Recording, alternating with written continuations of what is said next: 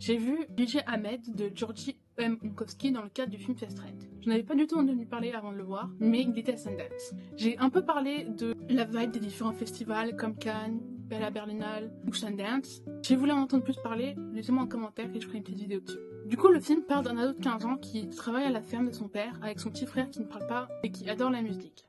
Enfin, c'est DJ Ahmed et son frère qui adorent la musique, pas juste le petit frère. J'ai eu l'impression d'être devant Footloose mais réalisé par Zack Snyder. Le réalisateur a même parlé du fait que son monteur avait détesté tous les ralentis du film. Moi personnellement, je l'ai trouvé excessif mais aussi excessivement drôle. De manière générale, j'ai bien aimé le film. C'était un très beau film, plein de vie. Et le gros point positif, c'est que le film met en avant la communauté Yurok, qui est une communauté de Macédoine du Nord qui est pas très connue et qui est souvent représentée seulement en documentaire, et c'est en fait la première fois qu'ils sont représentés dans un film de fiction, au lieu d'une manière anthropologique. C'est une communauté majoritairement musulmane dans un pays qui est majoritairement orthodoxe. À titre personnel, j'aime beaucoup les films qui ouvrent des fenêtres sur le monde et qui nous permettent de découvrir de nouvelles cultures. Les acteurs sont tous amateurs et ils sont vraiment très touchants et sincères. Et ils viennent donc de la communauté Yurok, parmi laquelle ils ont été castés.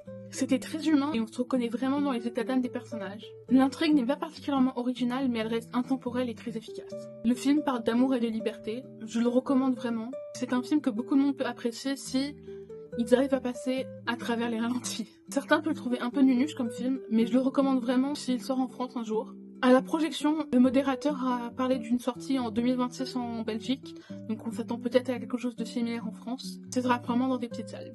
Voilà, c'est tout. Bisous bisous.